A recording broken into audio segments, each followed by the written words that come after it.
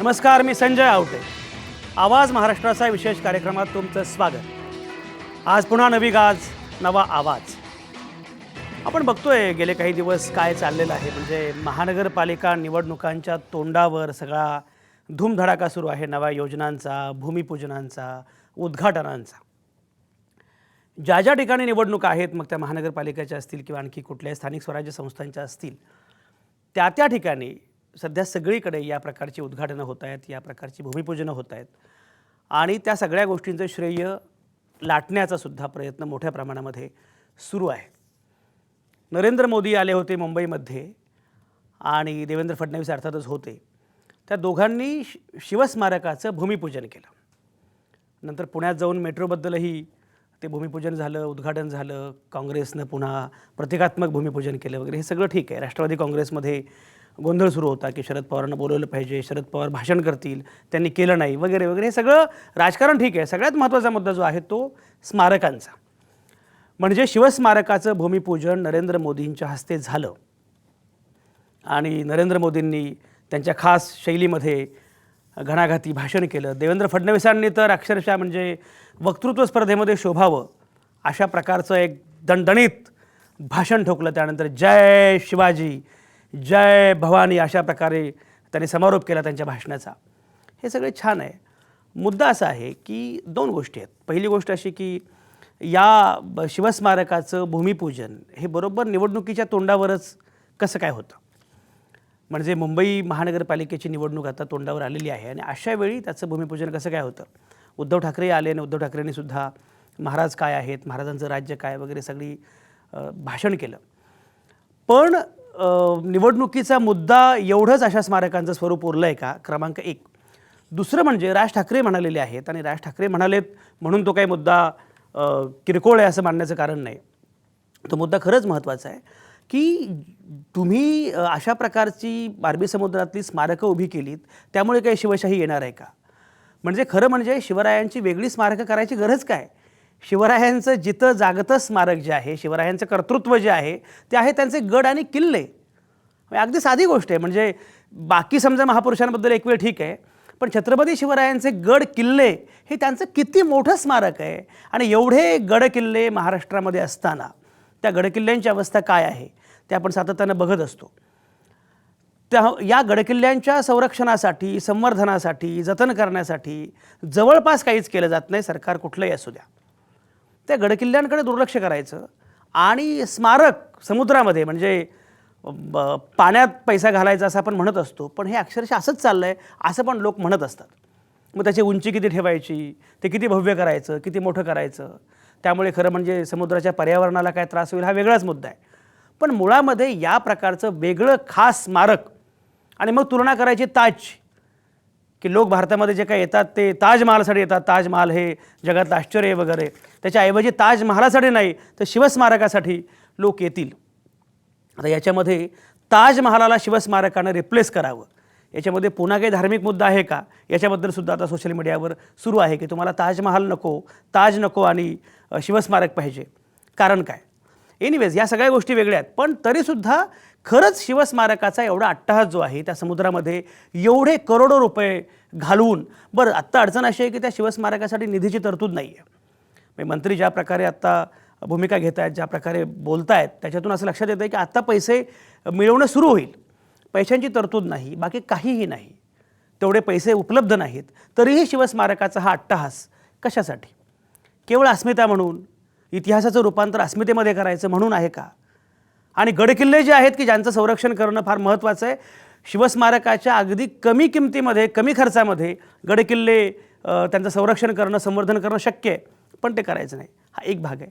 दुसरा अनुभव काय आपल्याकडे, इंदू मिलच्या अनुषंगानं आपण बघितलं काय झालं.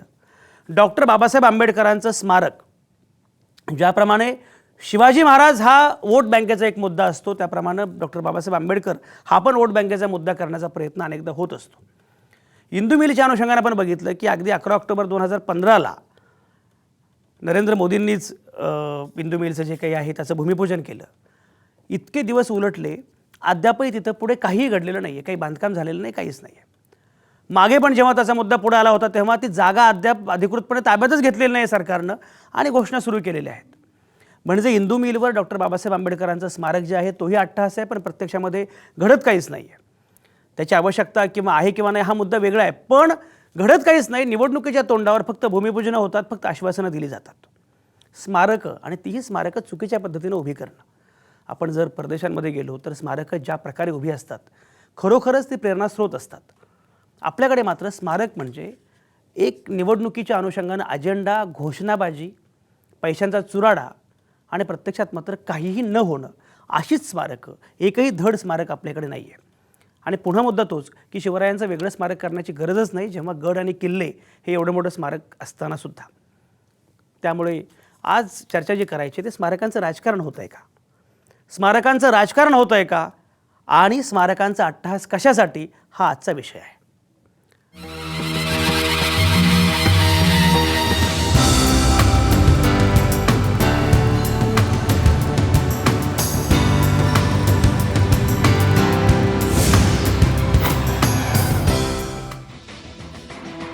स्मारकांचा अट्टहास कशासाठी या चर्चेमध्ये आपलं स्वागत. आणि ही सगळी चर्चा करण्यासाठी माझ्यासोबत नेहमीप्रमाणे आहेत नामवंत पाहुणे.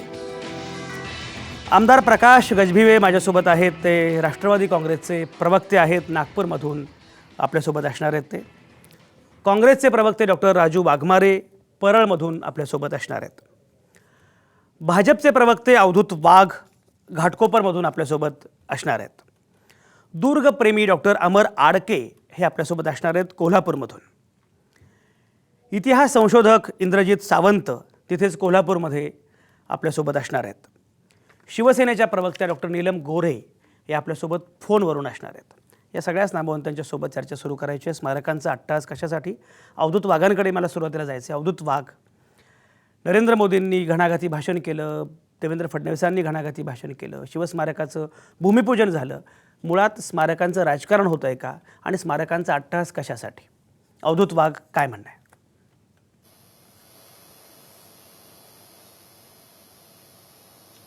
तुमच्या प्रश्नाला उत्तर द्यायचं झालं तर हा अट्टहास नाही, हा फक्त 12 कोटी महाराष्ट्रीयन जनतेचा नाही, ते 120 कोटी भारतीयांचा आवाज आहे, त्यांची अस्मिता आहे. आणि छत्रपती शिवाजी महाराज हे फक्त महाराष्ट्राचे राजे नाहीत, भारताचे राजे नाहीत, आंतरराष्ट्रीय दर्जाचे एक सेनानी होऊन गेले. आणि त्यांच्या आंतरराष्ट्रीय कीर्तीला शोभेचं असं आंतरराष्ट्रीय स्मारक झालं तर संपूर्ण देशातर्फे छत्रपती शिवाजी महाराज हे आंतरराष्ट्रीय कीर्तीचे सेनानी म्हणून संपूर्ण जगामध्ये जातील.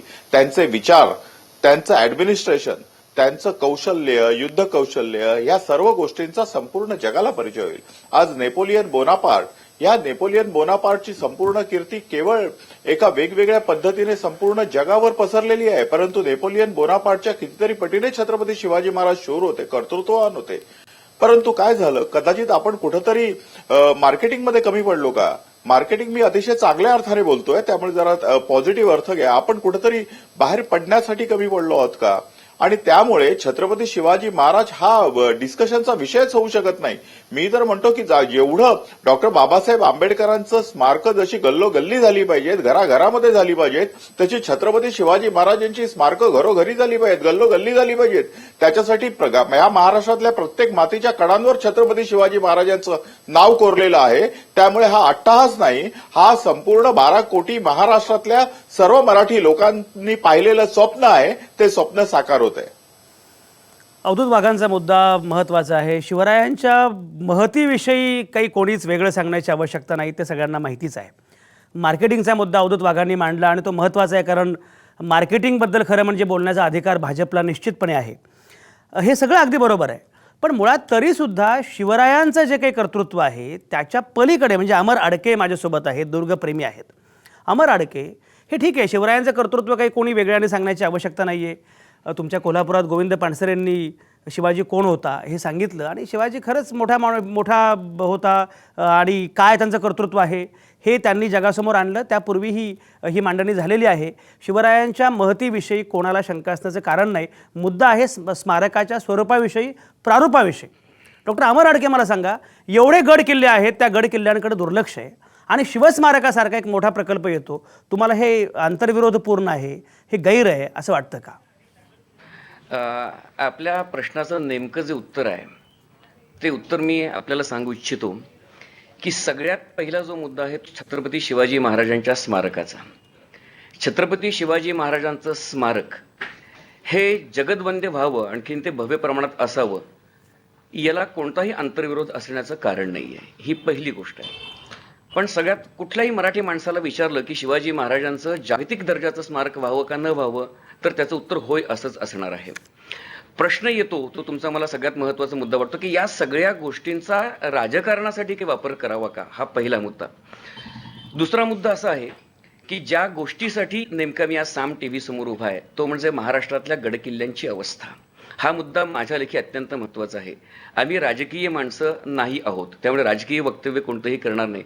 पण सगळ्यात महत्त्वाची गोष्ट अशी आहे की शिवाजी महाराजांचे जे गडकोट आहेत, गेल्या 35 वर्षांच्या मध्ये मी महाराष्ट्रात आणि महाराष्ट्राच्या बाहेर जे फिरलो ते माझ्या लक्षात आले की मी स्वतः 454 गडकोट महाराजांशी संबंधित असणारे महाराष्ट्रामधले पाहिलेत, अभ्यासलेले आहेत. आणि दुर्दैवाने हे मात्र प्रामाणिकपणे नमूद करावं असं वाटतं की महाराष्ट्रामधल्या सर्व गडकोटांची जी आजची अवस्था आहे ती अवस्था मात्र अत्यंत शोचनीय आहे. गडकोटांच्या संवर्धनाचे प्रयत्न शासकीय पातळीवर झाले नाहीत असं नाही, ते काही प्रमाणात सुरू आहेत, पण त्याला वेग घेतला पाहिजे.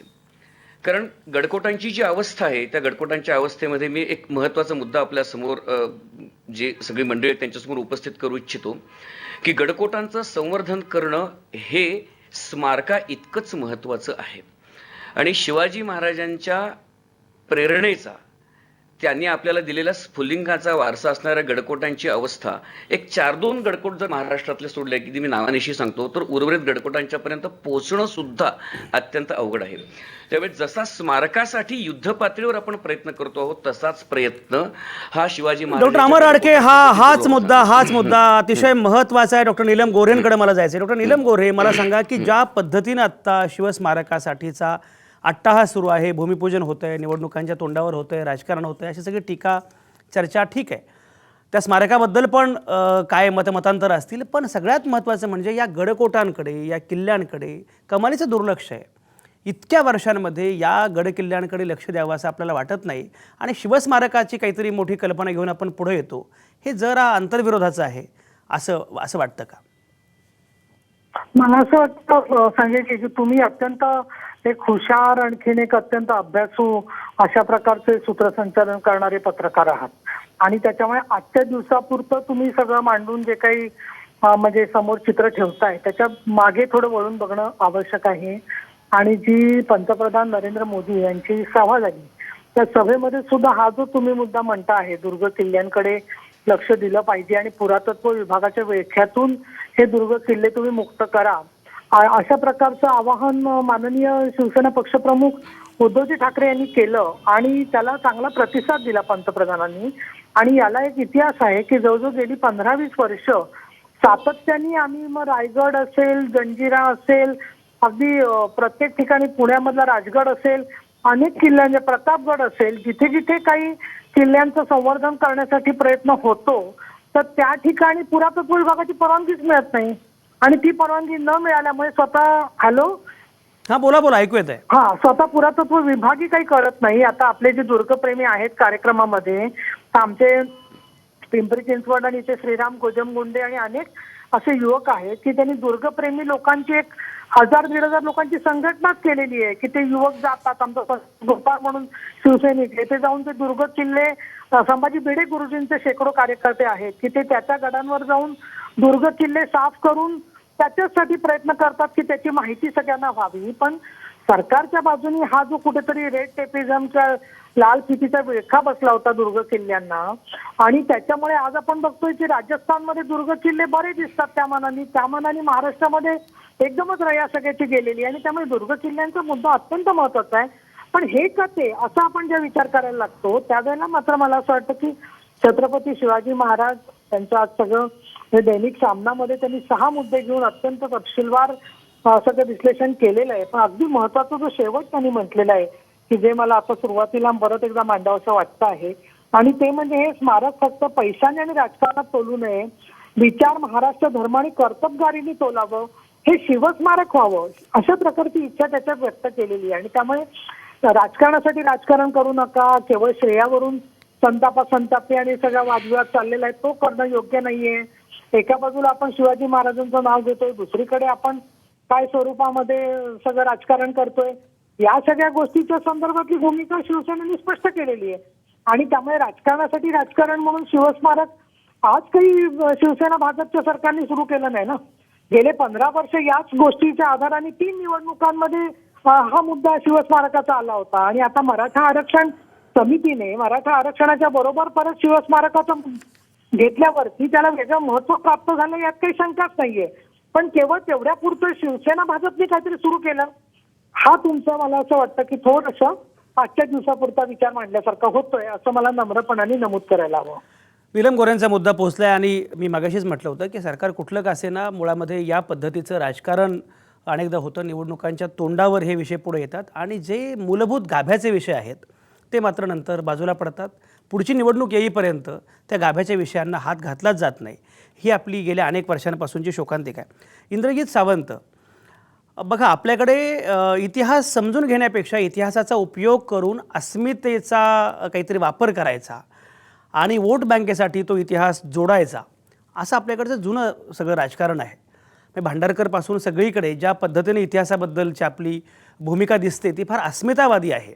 इतिहासाचे अभ्यासक म्हणून संशोधक म्हणून तुम्हाला असं वाटतं का की शिवाजी महाराजांकडे खरं म्हणजे ज्या पद्धतीनं पाहायला गेलं पाहिजे त्या प्रकारे पाहिलं जात नाही आणि अस्मितेसाठी वोट बँकेसाठी शिवरायांचा वापर होतो असं काही होतं आहे असं संशोधक म्हणून वाटतं का? 100% राजकारणासाठी शिवाजी महाराजांचा वापर होतोय ह्याच्यात काही दुमत असायचं कारण नाही. पण स्मारकाविषयीच्या 2-3 गोष्टी माझ्या निदर्शनास आल्या. मी ते पहिल्यांदा सांगतो. हे एवढं मोठं स्मारक समुद्रामध्ये आपण निर्माण करतोय, आंतरराष्ट्रीय कीर्तीचं स्मारक निर्माण करतोय आणि ज्या डेस्कवरून माननीय पंतप्रधानांनी ते भाषण केलं, डेस्कवर जी छत्रपती शिवाजी महाराजांची मुद्रा लावलेली होती तीच मुद्रा चुकीची लावलेली होती. त्याच्या कॅलिग्राफीमध्ये मोडतोड झालेली होती आणि असं करत असताना त्या स्मारकामध्ये आपण किती चांगल्या पद्धतीने ते स्मारक करू शकतो ह्याच्याविषयी शंका आमच्यासारख्या संशोधकांना आहे. दुसरी आणि सगळ्यात महत्त्वाची गोष्ट, हे स्मारक झालं पाहिजे ह्याच्याविषयी काही दुमत नाही. कारण महाराष्ट्राचं भारताचं अर्थकारण खूप मोठं आहे आणि शिवाजी महाराजांचं महाराष्ट्रातलं हिंदुस्थानातलं स्थान बघता या स्मारकासाठी 3-3.5 हजार कोटी रुपये जर खर्च होत असतील तर ते व्हावेत, पण ते योग्य पद्धतीनं व्हावेत. त्याच्यामध्ये राजकारण असू नये आणि त्याच्यामध्ये मी आता सांगितलं तसं मुद्रात जर तुम्ही शिवछत्रपतींची चुकीची वापरताय तर पुढं काय तुम्ही वाढवून ठेवलंय. तुम्हाला स्मारक कसं करायचं हे समजत नसेल इतिहासाला धरून तर ते चुकीचं होईल असं मला वाटतं. इंद्रजित सावंत जे बोलतायत ते फार गंभीर आहे. म्हणजे अवधूत वाघ तुम्हाला याचं उत्तर द्यावं लागणार आहे कारण तुम्हाला मुळामध्ये त्यांचं म्हणणं आहे की तुम्हाला साधी मुद्रा जी आहे ती जर व्यवस्थितपणे वापरता येत नसेल तर तुम्ही खरंच ऑथेंटिक आणि अतिशय सप्रमाण अशा प्रकारचं स्मारक करू शकाल हे कसं काय मानायचं हा एक मुद्दा आहे. दुसरीकडे तुम्ही तर असं म्हणतात की शिवरायांचं स्मारक गल्ली गल्लीत झालं पाहिजे. मुद्दा गल्ली गल्ली स्मारक होण्याचा नाही आहे. एक म्हणजे जे भव्य स्मारक तुम्हाला करायचं आहे ते तुम्ही शास्त्रशुद्ध प्रमाणबद्ध अचूक असं करणार का, क्रमांक 1. आणि क्रमांक 2 म्हणजे ज्या गडकिल्ल्यांची अवस्था आहे त्याकडे लक्ष देणार का. अवधूत वाघ हे सगळे जे मुद्दे पुढे आलेले आहेत काय म्हणणं आहे?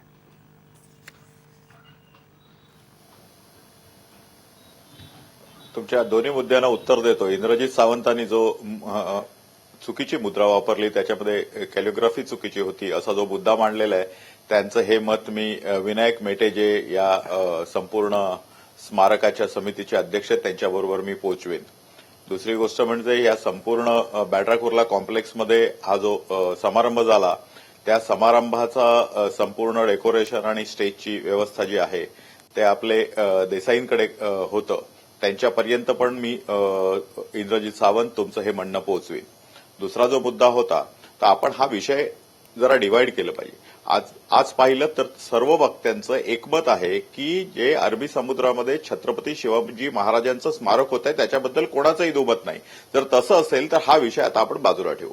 आता आपला सर्वात महत्वाचा विषय आहे की याचा की छत्रपती शिवाजी महाराजांची अनेक स्मारकं ही गडकिल्ल्यांच्या रूपाने महाराष्ट्रामध्ये आहेत. जवळजवळ सर्व जिल्ह्यामध्ये आहेत. काही ठिकाणी कमी प्रमाणामध्ये, काही ठिकाणी जास्त प्रमाणामध्ये. पश्चिम महाराष्ट्रामध्ये आणि विशेषतः कोकणामध्ये छत्रपती शिवाजी महाराजांचे अनेक गडकोट किल्ले आहेत.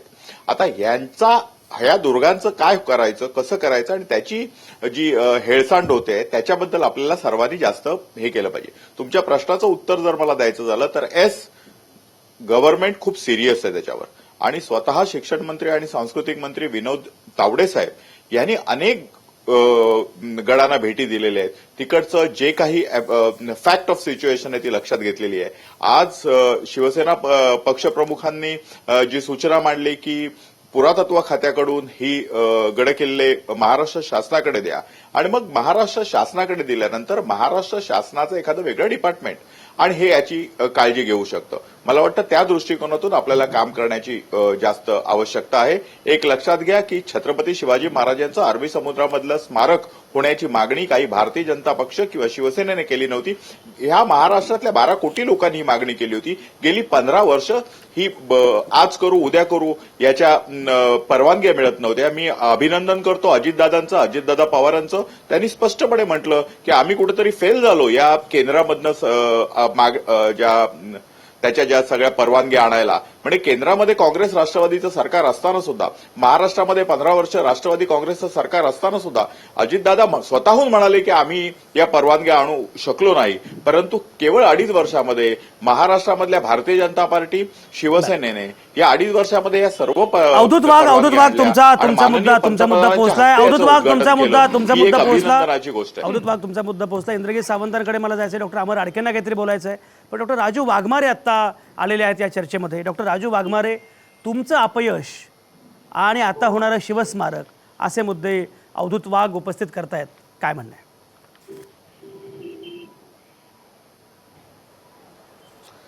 संजयजी, सर्वप्रथम एक गोष्ट लक्षात घेतली पाहिजे की आमचं अपयश हे म्हणताना या शिवस्मारकाची कल्पना काँग्रेस राष्ट्रवादीच्या काळामध्ये झाली. शिवस्मारकाची जागा जी आहे ती जागा आम्ही निवडली. त्याचं जे प्लॅनिंग आहे ते आमच्या कारकिर्दीत झालं. सुरुवातीचे 100 कोटी या स्मारकासाठी जे बाजूला ठेवले ते आमच्या कारकिर्दीत झाले. त्याच्यानंतर 350 कोटी प्लॅनिंग आणि आर्किटेक्ट याच्यासाठी जी सुरुवात झाली ती आमच्या कारकिर्दीत झाली. ज्या महत्वाच्या 12 परमिशन्स होत्या त्याच्यातल्या 11 परमिशन्स आमच्या कारकिर्दीमध्ये आल्या होत्या. एक परमिशन फक्त एन्व्हायरमेंटची राहिली होती संजयजी. ती एन्व्हायरमेंटची परमिशन बीजेपीच्या काळामध्ये मुख्यमंत्री घेऊन आले आणि त्या परमिशनच्या बाबतीत मी तुम्हाला सांगू इच्छितो, ती परमिशन फेब्रुवारीच्या 23 फेब्रुवारीला 1915ला ही परमिशन मुख्यमंत्र्यांच्या हातात मिळाली. मुख्यमंत्र्यांना आणि बीजेपीला जर शिवस्मारकाबद्दल तेवढा अभिमान आणि प्रेम होतं तर मुख्यमंत्र्यांनी 23 फेब्रुवारी 2015ला सगळ्या परमिशन आल्या असताना 24 डिसेंबर 2016 म्हणजे जवळजवळ 664 ते 663 दिवस, आज 1 वर्ष 10 महिने मुख्यमंत्री थांबले कशाला? तर महानगरपालिकेच्या आणि जिल्हा परिषदेच्या निवडणुका असाव्यात आणि त्यावेळी शिवस्मारकाचं भूमिपूजन करावं. ही जी खेळी बीजेपी प्रत्येक वेळी खेळते, निवडणुकीच्या तोंडावर स्मारकाचं राजकारण करायचं, हे राजकारण मुख्यमंत्र्यांनी केलं. मी मागे पण स्पष्टपणे सांगितलंय की 23 फेब्रुवारी 2015ला परमिशन यांच्या हातात पडलेली होती. मग 14 महिने या त्याच्यानंतरचे 1 वर्ष 7-8 महिने हे थांबले का? 663 दिवस तुम्ही का लावलेत याचं भूमिपूजन करायला? तर फक्त निवडणुकीचं राजकारण. राजू वाघमारे तुमचा मुद्दा पोहोचला की हे निवडणुकीचं राजकारण आहे. मला ब्रेक घ्यायचा आहे. पण प्रकाश गजभियेंकडे मला मुद्दाम जायचं आहे. कारण प्रकाश गजभिये मगाशी अवधूत वाघांनी उल्लेख केला की अजित पवारांनी सपशेल सांगितलं की आम्ही चुकलो, आम्हाला अपयश आलं, आम्हाला हे करता आलं नाही, पण आता या सरकारनं मात्र केलं. खरंच अजित पवार असं म्हणालेत का? आणि प्रकाश गजभिये, राष्ट्रवादी काँग्रेसचं हे अपयश आहे असं वाटतं का? उत्तर द्या, मला ब्रेक घ्यायचा आहे. बिलकुल, मी तुम्हाला सांगू इच्छेल, जर आपण इतिहास बघितला तर आज ज्या छत्रपती शिवाजी महाराजांच्या स्मारक समितीचे अध्यक्ष आहेत ते विनायक मेटे, ते राष्ट्रवादी काँग्रेसमध्ये होते. ही संपूर्ण संकल्पना, नियोजन आणि त्या ठिकाणची जे काही यांनी सावंतांनी सांगितल्याप्रमाणे हे सर्व राष्ट्रवादी काँग्रेस पक्षाच्या कडनं आलेली संकल्पना आहे. त्या ठिकाणी समुद्रामध्ये छत्रपती शिवाजी महाराज रयतेचा राजा आहे, जाणता राजा आहे आणि ज्यांनी खऱ्या अर्थाने या देशाला राज्य कसं चालवायचं आणि त्याचा आदर्श ज्यांनी घडून दिला, त्याची संकल्पना राष्ट्रवादी काँग्रेस पक्षाच्या माध्यमातून आली आणि त्या ज्या परवानग्या आहेत त्या परवानग्या त्यावेळेस मिळाल्याने असं होऊ शकते त्यावेळेस केंद्र सरकारच्या वतीने त्या विलंब लागलेला असेल, परंतु ह्या जो संपूर्ण प्रकल्प हा राष्ट्रवादी काँग्रेस पक्षाच्या माध्यमातून आणलेला आहे आणि असं कोणाला म्हणता येणार नाही. आता ते अजितदादांनी, आमचे नेते अजितदादांनी काय म्हटलं ते मी हे नाही केलं, परंतु आमच्या पक्षाची भूमिकाच ते छत्रपती शिवाजी महाराज फुले शाहू आंबेडकरांच्या विचारावर चालणारा पक्ष ज्यांना प्रकाश तुमचा मुद्दा पोहोचता. राजू वाघमारे पटकन बोला, 30 सेकंदांमध्ये मला ब्रेक घ्यायचा आहे. नाही, गजबिये साहेबांना मला एवढंच सांगायचं आहे की गजबिये साहेब प्रत्येक वेळी सांगतायत की राष्ट्रवादीची कल्पना होती, ही आघाडी सरकारची संयुक्त कल्पना होती. त्याच्यामुळे गजबिये साहेब काय बोलतायत त्याच्याकडे लक्ष द्या, हा पहिला मुद्दा. आणि अजित पवार जे म्हणतायत, माननीय अजित पवारांना ही कल्पना द्या की त्यावेळी 11 परमिशन या आघाडी सरकारकडे आल्या होत्या, याची कल्पना द्या. फक्त एक एन्व्हायरमेंटची परमिशन आपल्या दोघांच्या सरकारच्या काळामध्ये आली नव्हती. त्याच्यामुळे आपण फेल झालो असं बोलता कामा नये.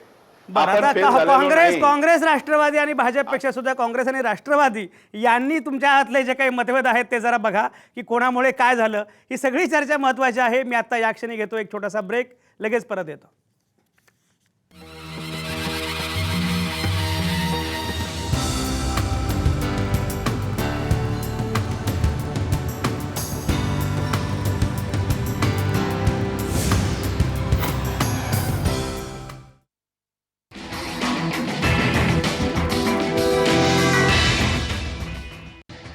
तुमचं पुन्हा एकदा स्वागत.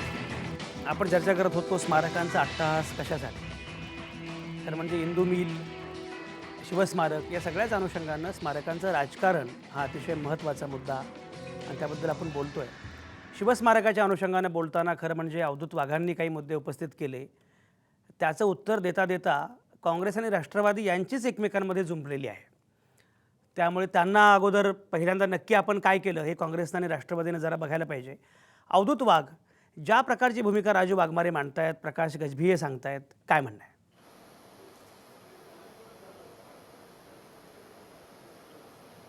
सर्वप्रथम शिवस्मारकाची ही कल्पना भारतीय जनता पार्टी किंवा शिवसेनेची आहे असं मी कधीच म्हटलं नव्हतं. मी असं म्हटलं होतं की महाराष्ट्रातल्या 12 कोटी जनतेच्या मनामध्ये ही कल्पना होती. मी हे पण म्हटलं होतं की गेली 15 वर्ष काँग्रेस आणि राष्ट्रवादीचं सरकार हे शिवस्मारक आणण्यासाठी आश्वासनं देत होती, प्रयत्न करत होती, हे खरं आहे. आणि मी सन्माननीय अजितदादांचं अभिनंदन केलं यासाठी की त्यांनी कळकळीने सांगितलं की आम्ही प्रयत्न केले, आमचे कुठेतरी प्रयत्न अपयशी ठरले, कारण आम्हाला केंद्रामधनं जी परवानगी हवी होती मिळाली नाही. त्यावेळी तुम्ही पहा की केंद्रामध्ये एन्व्हायरमेंट मिनिस्टर कोण होतं? ए राजा सुरुवातीला, आणि त्याच्यानंतर अगदी जयराम रमेश पासून जयंती नटराजन पासून वीरप्पा मोईलींपर्यंत सगळे महाराष्ट्र द्वेष्टे. आणि या महाराष्ट्र द्वेष्टे एन्व्हायरमेंट मिनिस्टर केंद्रामध्ये असल्यामुळे अजितदादांना ती परमिशन आणता आली नाही. जरी राष्ट्रवादी काँग्रेस आणि काँग्रेसचं सरकार जरी असलं तरी हे जे महाराष्ट्र द्वेष्टे होते त्यांच्यामुळे एन्व्हायरमेंटची परमिशन मिळाली नाही. आणि आमचं सरकार सप्टेंबर ऑक्टोबरला आलं महाराष्ट्रामध्ये. त्याच्यानंतर आदरणीय देवेंद्र फडणवीस साहेबांनी ताबडतोब परमिशन मागितली आणि फेब्रुवारीमध्ये, राजू वाघमारेच म्हणतात, मी नाही म्हणत, फेब्रुवारी 15ला परमिशन मिळाली. केवळ 5 महिन्यामध्ये आमच्या जावडेकर साहेब हे केंद्रामध्ये एन्व्हायरमेंट मिनिस्टर होते. ज्यावेळी महाराष्ट्रातला एक शिवभक्त एन्व्हायरमेंट मिनिस्टर झाला त्यावेळी केवळ 5 महिन्यामध्ये ही सगळ्या परमिशन मिळाल्या. आणि तोपर्यंत काँग्रेसचे महाराष्ट्र द्वेष्टे एन्व्हायरमेंट मिनिस्टर होते. 15 वर्ष या काँग्रेसवाल्यांनी छत्रपती शिवाजी महाराज यांची जी स्मारक होतं त्याच्या परवानगीमधले हे झारीचे शुक्राचार्य होते. राजू वाघमारे काय म्हणणं आहे? काय संजयजी, एन्व्हायरमेंट खात्याच्या परमिशन्स किती कठीण असतात आणि त्या जर व्यवस्थित बघितल्या तर त्या व्यवस्थित बघून द्याव्या लागतात. बीजेपी सत्तेवर आल्यानंतर एन्व्हायरमेंट खात्याच्या परमिशन्स मध्ये एवढा संजय घोळ जी, यांनी मला घातला की यांनी सरसकट हा, आलो, सगळ्यांना नीलम गोरे, परमिशन मी दिलेले तुमच्याकडे आहेत. येतो. आम्हाला बोलू द्या ना. आणि संजय आणि जी, दुसरा मुद्दा दुसरा फिरणारी माणसं. म्हणजे साधं उदाहरण मी देतोय. येतो, अमर आडके, मी तुमच्याकडे नद्याच्या येतो. बाजूला बांधकाम करू नये ही साधी परवानगी आहे. त्या नद्यांच्या परिसरात बांधकाम करू नये ह्या परमिशन पण बीजेपीने बंद करून टाकल्या. अशा प्रकारे एन्व्हायरमेंटच्या बाबतीत यांनी जो खेळ खंडोबा मांडला त्याचं जर स्पष्टीकरण शिवभक्त म्हणून जावडेकरांना हे ठरवत असतील तर धन्य आहे. कारण बीजेपीचा सगळ्यात मोठा घोटाळा आणि जर चौकशी करायची असेल तर एन्व्हायरमेंटच्या संजय जी, परमिशन तुम्ही आपण प्रत्येक दोघांची परमिशन अवस्था- बघा. बरं, एक तो उदाहरण राजू वाघमारे तुमचा नद्याच्या मुद्दा काठावर पोहोचला. बांधकाम राजू करू नये. वाघमारे तुमचा मुद्दा पोहोचला. विषयावर. डॉक्टर अमर आडकेंकडे मला जायचंय, पण त्यापूर्वी नीलम गोरेंचं काहीतरी म्हणणं आहे. नीलम गोरे बोला. ते माझी दोन याच्याबद्दलचे मुद्दे आहेत आणि त्याच्यात पहिला मुद्दा असा आहे की एकूण सरकारची राजकीय इच्छाशक्ती नावाची गोष्ट असते आणि काही विषय जे आहेत ते स्वतःच्या कमिटमेंटचे विषय असतात आणि त्याच्यामुळे 2005च्या निवडणुकीमध्ये काँग्रेस आणि राष्ट्रवादी काँग्रेस यांनी सभागृहामध्ये आणि निवडणुकीमध्ये शिवस्मारकाचा मुद्दा केला होता का नव्हता हे त्यांनी सांगावं तर केला होता. पहिली गोष्ट. 2009च्या निवडणुकीत केला होता का शिवस्मारकाचा मुद्दा? प्रत्येक वेळेला यांच्या वचननाम्यामधला तो मुद्दा होता आणि सभागृहामध्ये ज्या ज्या वेळेला संजयजी आम्ही हा विषय काढला त्यावेळेला ही परमिशन येते ती परमिशन येते हीच उत्तरं देत होते. त्याच्यावरून एक स्पष्ट होतं की राजकीय इच्छाशक्ती जी पाहिजे हा प्रश्न सोडवण्यासाठी किती यांच्याकडे 2000 सालापासून 2014 पर्यंतचं काय प्रत्यक्ष फलद्रूप झाली नाही. आता शेवटच्या 2 वर्षात कोणी किती परमिशन आणल्या हे शोधत बसणं म्हणजे एखाद्या मोठ्या वटवृक्षाच्या मध्ये कुणाची फांदी कुठे मालकीची आहे म्हणजे खरंच वैचारिक दिवाळखोरी वाटते मला. त्यामुळे मला शब्द वापरल्याशिवाय इलाज नाही. एक दुसरं असं आहे की या मराठा आरक्षणाच्या निमित्ताने जे शिवप्रेमी वगैरे आम्हाला सातत्याने परत परत चर्चा सुरू झाल्या, जुन्या आठवणी काही निघाल्या. तर हे जे प्रकाश गजबे यांनी उल्लेख केला की विनायक मेटे राष्ट्रवादीचे होते.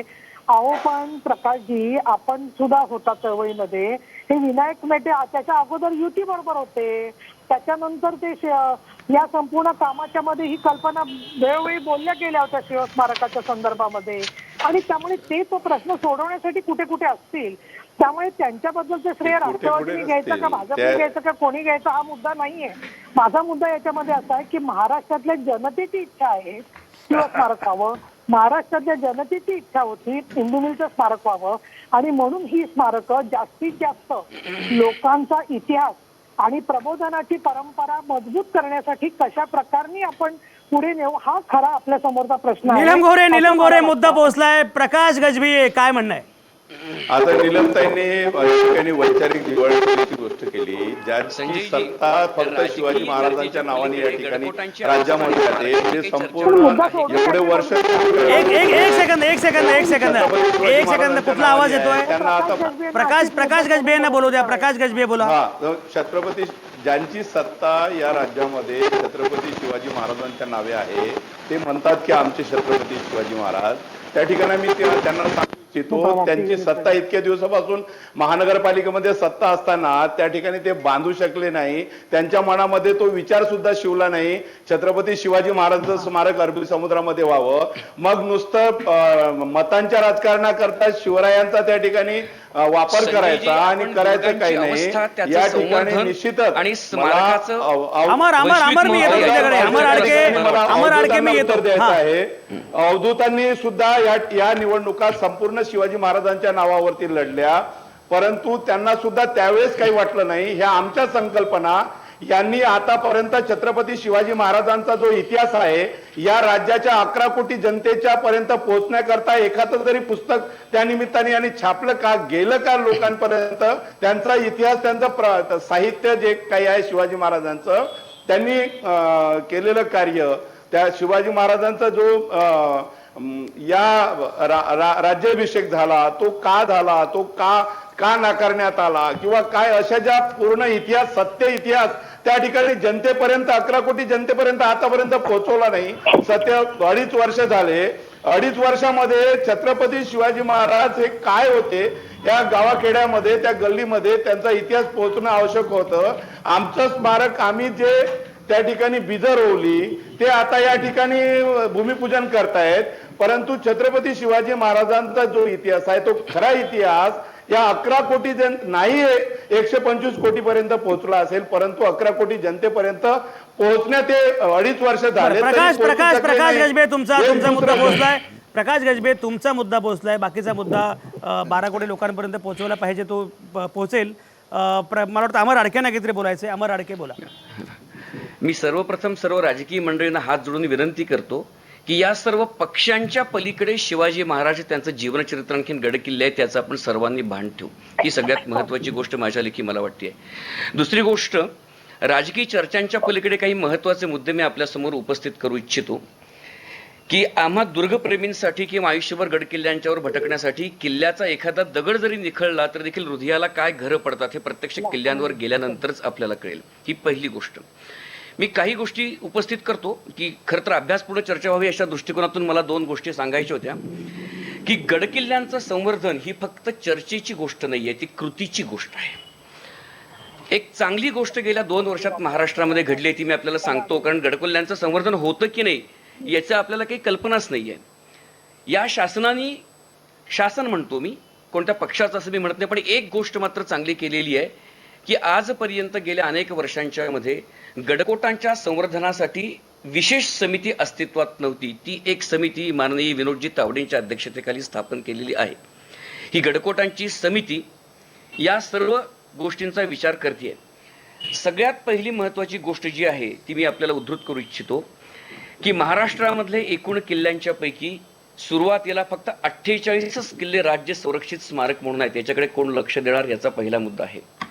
गेल्या काही दिवसांच्या मध्ये आणखीन 8 किल्ले त्याच्यामध्ये समाविष्ट केले गेलेले आहेत. नीलम गोरेताईंनी संजयजी असं एक गोष्ट सांगितली की पुरातत्व खातं परवानगी देत नाही. त्याच्यामध्ये खूप कंगोरे आहेत.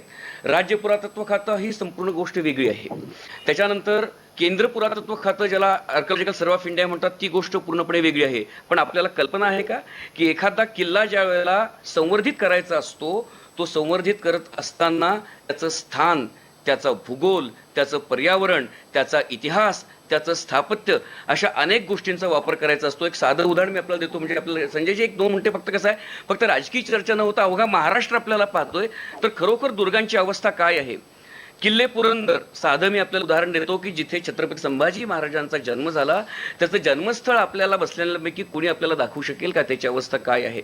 याच्याकडे आपण लक्ष देणार की नाही हा सगळ्यात महत्त्वाचा मुद्दा आहे. ज्या पाचाडच्या वाड्यामध्ये बसून जिजाऊंनी अवघं स्वराज्य आणखीन अवघा राज्याभिषेकाचा सोहळा नियोजित केला त्या पाचाडच्या वाड्याची पण अवस्था पाहिलेली आहे का. ही उदाहरणं एवढ्यासाठी देतोय की राजकीय व्यासपीठावर दुर्गांची आणि स्मारकांची चर्चा करणं खूप सोपं आहे. पण या महाराष्ट्रात कोणतंही राजकीय पाठबळ नसताना आम्ही हजारो तरुण, हजारो युवक गेली अनेक वर्ष या दुर्गांसाठी झटतोय. आमची क्षमता अत्यंत कमी पडतीये. त्यामुळे सर्वच राजकीय पक्षांना आमचं आव्हान आहे, स्मारक तर व्हायलाच पाहिजे, पण स्मारकाच्या इतकंच तेवढेच निधी. जसं एकनाथजी रानडेंनी विवेकानंदांचं स्मारक 1-1 रुपया देऊन गोळा केलं तसं महाराष्ट्रातला कुठलाही माणूस शिवाजी महाराजांच्यासाठी काही करायला नाही म्हणणार नाही. पण आमची इच्छा आहे की महाराष्ट्रातले गडकोट हेच शिवाजी महाराजांची खरी जिवंत आणि ज्वलंत स्मारक आहेत. जेवढ्या जोमानी या या स्मारकाचा आपण सोहळा केला तेवढाच एक किल्ला आपण असा उभा करूया की जिथे आल्यानंतर अवघं शिवचरित्र उभं राहील. याच्यासाठी आपण प्रयत्न करूया असं मला वाटतं. संजय, आणखी एक गोष्ट मी आपल्याला महत्वाची सांगू इच्छितो, कारण पुन्हा वेळ मिळेल न मिळेल मी आपल्याला सांगतो की महाराष्ट्रातल्या अनेक किल्ल्यांच्यावर सध्या संवर्धनाची कामं सुरू आहेत. पण तांत्रिकदृष्ट्या त्या कामामध्ये अत्यंत त्रुटी आहेत. पुरातत्व खात्याची मंडळी आपापल्या परीने ते करतायत. पण गंमत अशी आहे की शासनाचे सध्या अस्तित्वात असणारे नियम, उदाहरणादाखल आपल्याला सांगायचं झालं तर चुने गच्चीमध्ये गडकिल्ल्याची तटबंदी बांधावी असं मी आवर्जून सांगतोय. आपल्याला गंमत सांगू, महाराजांचे गडकोट किती करणं अवघड आहे. 3 वर्षांच्या मध्ये शिवाजी महाराजांनी अवघा 19 एकरांचा विजयदुर्ग उभा केला. पण एक बुरुज बांधायला आपल्याला 3 वर्ष नाही 5 वर्ष लागले, तो पुरा होत नाहीये. हे इतकं काम अवघड आहे. तर तांत्रिकदृष्ट्या आणि सर्व दृष्टिकोनातून वाघ सर किंवा वाघमारे सर, गजबे सर किंवा गोरे मॅडम, मी सांगतो की महाराष्ट्रातली अवघी तरुणाई महाराजांच्या जिवंत स्मारकांसाठी कोणताही मोबदला न घेता काम करायला तयार आहे. अमर अडके तुमचा मुद्दा पोहोचला, तुमची भावना पोहोचली. नीलम गोरे काय म्हणणं आहे? पण मला याच्यामध्ये असं वाटतं की तरुणाई महाराष्ट्रातली आहे, सर्व वयाची माणसं आहेत आणि पण त्या सगळ्यांची जी सृजनशील शक्ती होती ती संपूर्ण चारी बाजूनी दोरखंडांनी बांधल्यासारखी परिस्थिती कोणी केली? राजकारण करायचं नाही हे बरोबर आहे, पण प्रश्न असा आहे की आतापर्यंत 8 तरी मुख्यमंत्री होऊन गेले महाराष्ट्रामध्ये. काँग्रेसचे आणखी एनसीपीशी संबंधित सरकारचे वेगवेगळे आपण पुन्हा यादी राजकारण. काढली तर उमा भारती ज्याला केंद्रीय मंत्री होत्या त्यावेळेला पहिल्यांदा गड किल्ल्यांच्या संदर्भात संवर्धनासाठी निधी आणि त्याच्याबद्दल परवानगीमध्ये काही पुनर्विचार सुरू झाला आणि आता सुद्धा हे म्हणतात ते बरोबर आहे सगळं, पण हे करत असताना युवा शक्तीची तयारी आहे, लोकांची तयारी आहे, पण त्याला परवानग्याच जर का मिळत नसतील आणि ते शिवाजी महाराजांचा विचार आणि वैभव त्याचं जतन करून त्या संपूर्ण आपल्याला त्याचं संवर्धन करायचंय, तो विचार का केंद्र सरकारला आणि राज्य सरकारला आतापर्यंत कळत होता हे आम्ही बोललो तर राजकारण कसं होतं? नीलम गोरे तुमचा मुद्दा पोहोचला. अमर आडके, मला असं वाटतं की तुम्ही काहीही मुद्दा मांडलात तरी मंडळी राजकारणच करतायत. आतापर्यंत का सुचलं नाही, पण आता सरकार ज्यांचं आहे त्यांनी ही जबाबदारी घेतली पाहिजे. अवधूत वाघ, जो मुद्दा अमर आडके मांडतायत की गेली 2.5 वर्ष झाली ज्या स्तरावर ज्या पद्धतीनं काम केलं पाहिजे असं डॉक्टर अमर आडके सांगतायत, ते का होत नाहीये हा मुद्दा आहे.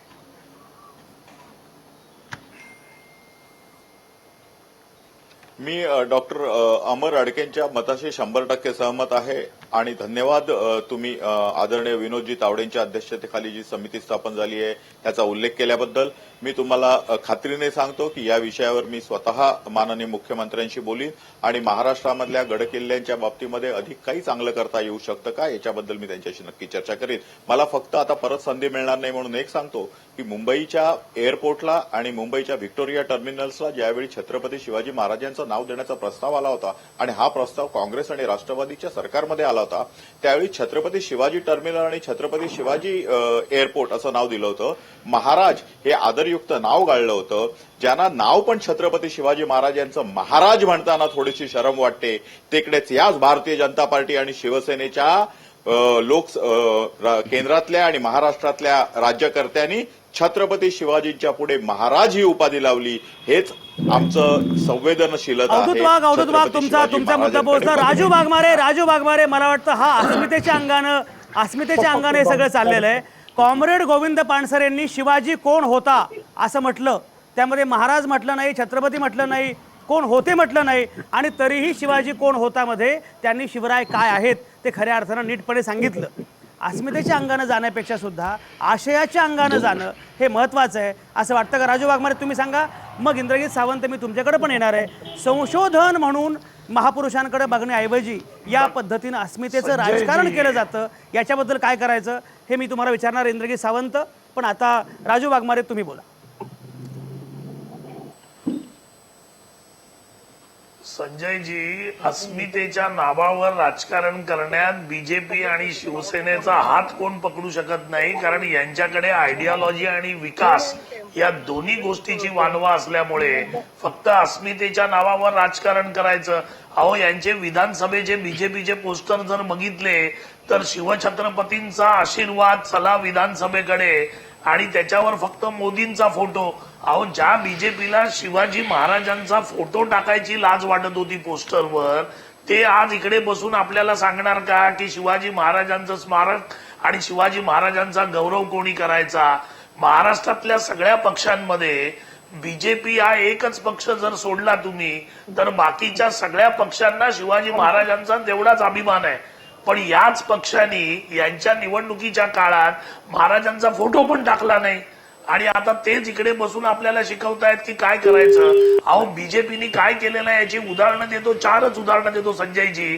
की ज्यावेळी गुजरातमध्ये निवडणुका होत्या, मोदीजी सीएम होते, यांनी सरदार पटेलांचा पुतळा बांधायचा म्हणून सगळीकडून लोह आणि लाकूड आणलं. अहो, आज 5-6 वर्ष होऊन गेली, सरदार पटेलांचा पुतळ्याचा काही पत्ता नाही. राम मंदिर बनवण्यासाठी पूर्ण देशातून यांनी विटा आणल्या, अजूनपर्यंत राम मंदिर कुठे आहे, कुठच्या नकाशावर आहे, कधी बांधणार आहे त्याचा पत्ता नाही. बिहारच्या निवडणुकी होत्या, हिंदू मिलचं स्मारक आम्ही करतो, आमच्या परवानग्या घेतल्या होत्या त्या तसाच्या तसाच आहेत, अजूनही ती जागा सरकारकडे हँडओव्हर झालेली नाही. एकही वीट तिकडे आलेली नाही आणि यांचं सरकार होऊन 3 वर्ष झाली. कुठची परमिशन यांनी आणली? बिहारच्या त्या निवडणुकीसाठी इंदू मिलचं भूमिपूजन करून घेतलं आणि आता या महानगरपालिकेच्या निवडणुकीसाठी शिवस्मारकाचं भूमिपूजन करताय. राजू वाघमारे तुमचा मुद्दा राजू वाघमारे पोहोचला. राजू वाघमारे तुमचा मुद्दा पोहोचलाय. इंद्रजित सावंत इतिहास संशोधक म्हणून या अस्मितावादी राजकारणाकडे कसं बघताय? 30 सेकंद तुम्हाला वेळ आहे, बोला. सगळ्यात महत्वाचं म्हणजे महाराष्ट्र शासनाने जी कमिटी केली ती सर्वंकष नाही. एक, त्या कमिटीने 2 वर्षात काही काम केलं नाही. दुसरा मुद्दा. तिसरा मुद्दा, मोदीजींच्या ज्या स्मारकाचं पाया पडून ज्या स्मारकाचा आशीर्वाद घेऊन रायगडवरच्या तिची तलवारच मागच्या महिन्यामध्ये चोरीला गेलेली होती, अर्धी तलवार चोरीला गेलेली होती. असं आपल्या राजकारण्यांचं या स्मारकांच्याकडे लक्ष तुटली होती आणि परत ती जोडून तशीच लावली आणि नवीन लावली म्हणून सांगितलं. म्हणजे हा त्याचा दुसरा भाग खोटाडेपणाचा. आणि सगळ्यात महत्वाचा विषय आहे की महाराजांच्या इतिहासावर कुठलंही शासन काम करणार आहे का नाही हा महत्वाचा प्रश्न आहे.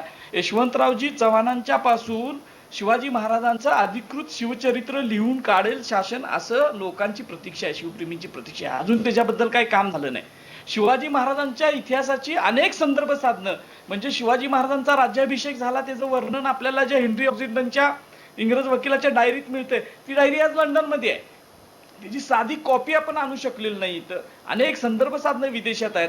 ज्या आधारावर शिवचरित्र बेतलं जातं ते शिवभारत हे तामिळी आणि संस्कृत मधलं जे आहे, संस्कृत भाषा, तामिळ लिपी आणि संस्कृत भाषेमधलं हे आपलं तंजावरमध्ये आहे, ते आपण शासन अजून आणू शकलेलं नाही.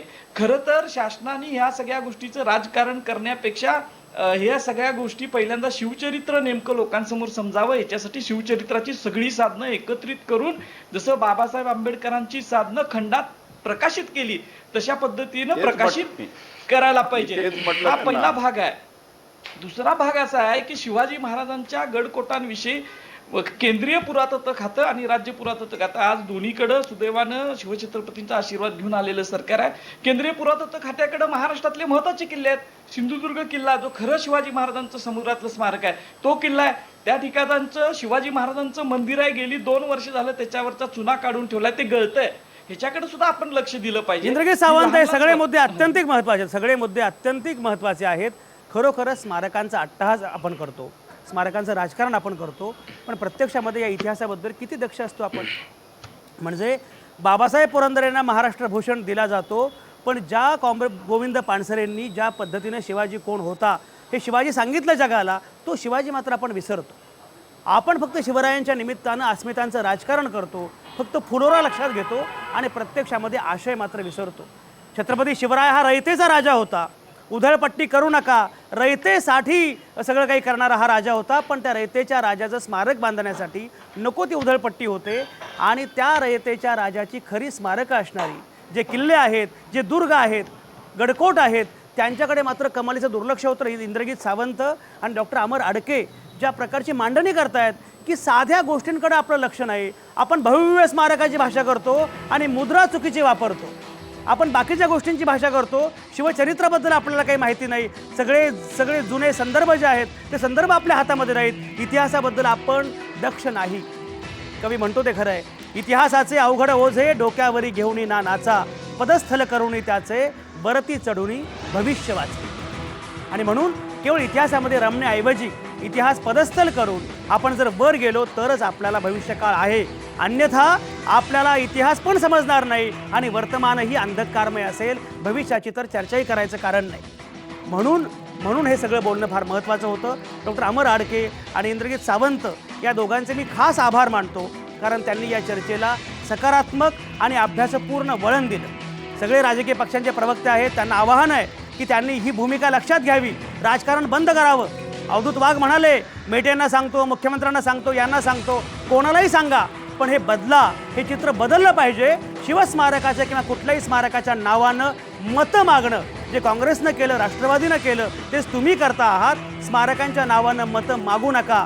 महापुरुषांचा वसा आणि वारसा जपण्याचा, सांभाळण्याचा प्रयत्न करा. हेच महाराष्ट्राचं तुम्हाला सांगणं आहे. तुम्ही सांगत होता 12 कोटी महाराष्ट्राला असं वाटतं, 12 कोटी महाराष्ट्राला काय वाटतं ते तुम्हाला मुळात कळतच नाहीये. कारण 12 कोटी महाराष्ट्राला वाटतं ते हे की आमच्या रयतेचा राजा काय आहे ते संदर्भांसह नीटपणे पुढे गेलं पाहिजे. गड कोट किल्ले जतन झाले पाहिजेत. ते जर केलं नाही तर महाराष्ट्र तुम्हाला माफ करणार नाही. म्हणून ही चर्चा फार महत्त्वाची. सगळ्या नामवंतांचे अतिशय मनापासून आभार. पुन्हा भेटूया उद्या रात्री 8 वाजता तुमच्या आतल्या आवाजासह. पाहत आणि ऐकत रहा आवाज महाराष्ट्राचा.